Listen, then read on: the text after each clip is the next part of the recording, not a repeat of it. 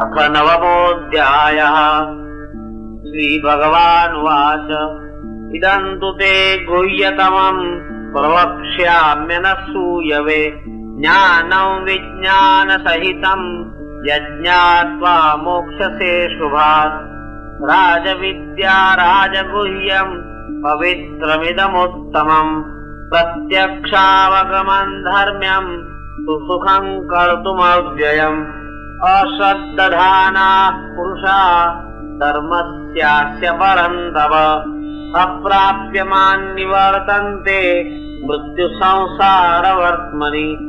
मया ततमिदं सर्वं जगदव्यक्तमूर्तिना मत्स्थानि सर्वभूतानि न चाहन्तेष्वस्थितः। न च मत्स्थानि भूतानि पश्य मे योगमैश्वरम्। भूतभृन्न च भूतस्थो ममात्मा भूतभावनः। यथाकाशस्थितो नित्यं वायुः सर्वत्र गो महान् तथा सर्वाणि भूतानि मत्स्थानीत्युपधारय। सर्वभूतानि कौन्तेय प्रकृतिं यान्ति मामिकाम्। कल्पक्षये पुनस्तानि कल्पादौ विसृजाम्यहम्। प्रकृतिं स्वामवष्टभ्य विसृजामि पुनः पुनः। भूतग्राममिमं कृत्स्नम् अवशं प्रकृतेर्वशात्। न च मां तानि कर्माणि निबध्नन्ति धनञ्जय। उदासीनवदासीनम् असक्तं तेषु कर्मसु। मयाध्यक्षेण प्रकृतिः सूयते सचराचरम्। हेतुनानेन कौन्तेय जगद्विपरिवर्तते। अवजानन्ति मां मूढा मानुषीं तनुमाश्रितम्। परं भावमजानन्तो मम भूतमहेश्वरम्। मोहाशा मोहकर्माणो मोहज्ञानाविचेतसः। राक्षसीमासुरीं चैव प्रकृतिं मोहिनीं श्रिताः। महात्मानस्तु मां पार्थ दैवीं प्रकृतिमाश्रिताः। भजन्त्यनन्यमनसो ज्ञात्वा भूतादिमव्ययम्। सततं कीर्तयन्तो मां यतन्तश्च दृढव्रताः। नमस्यन्तश्च मां भक्त्या नित्ययुक्ता उपासते। ज्ञानयज्ञेन चाप्यन्ये यजन्तो मामुपासते। एकत्वेन पृथक्त्वेन बहुधा विश्वतो मुखम्। अहं क्रतुरहं यज्ञः स्वदाहमहमौषधम्। मन्त्रोऽहमहमेवाज्यम् अहमग्निरहं हुतम्।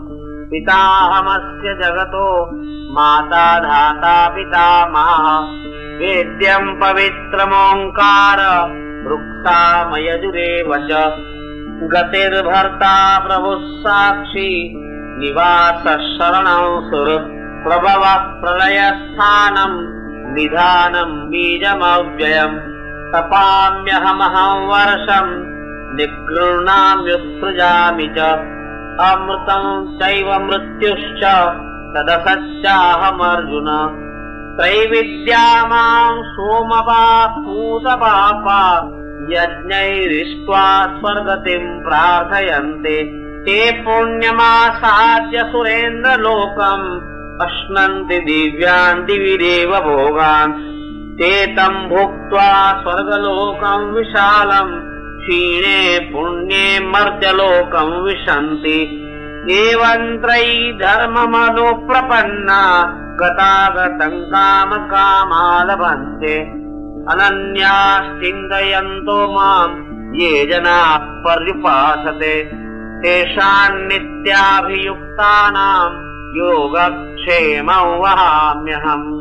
येऽप्यन्यदेवता भक्ता यजन्ते श्रद्धयान्विताः तेऽपि मामेव कौन्तेय यजन्त्यविधिपूर्वकम्। अहं हि सर्वयज्ञानां भोक्ता च प्रभुरेव च।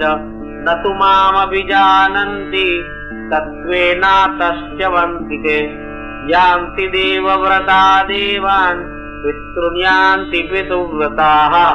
भूतानि यान्ति भूतेज्या यान्ति मद्याजिनोऽपि माम् पत्रम् पुष्पम् फलम् तोयम् यो मे भक्त्या प्रयच्छति तदहम् भक्त्युपहृतम् अश्नामि प्रयतात्मनः यत्करोषि यदश्नासि यज्जुहोषि ददासि यत्तपस्यसि कौन्तेय तत्कुरुष्व मदर्पणम् शुभाशुभफलैरेवम् मोक्ष्यसे कर्मबन्धनैः सन्न्यासयोगयुक्तात्मा विमुक्तो मामुपैष्यसि समोऽहं सर्वभूतेषु न मे द्वेष्योऽस्ति न प्रियः ये भजन्ति तु माम् भक्त्या मयि ते तेषु चाप्यहम् अपि चेत् सुदुराचारो भजते मामनन्यभाक् साधुरेव समन्तव्यः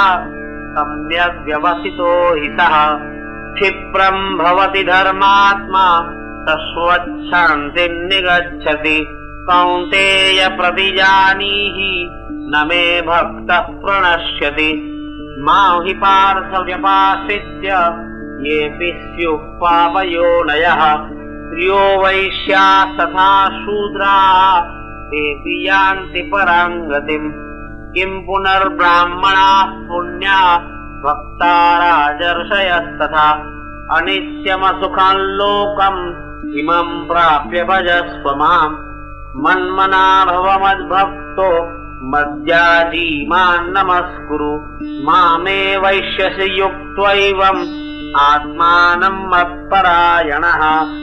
ओम तत्सदिति श्रीमद्भगवद्गीतासूपनिषत्सु ब्रह्मविद्यायां योगशास्त्रे श्रीकृष्णार्जुन संवादे राजविद्या राजगुह्ययोगो नाम 9मोऽध्यायः।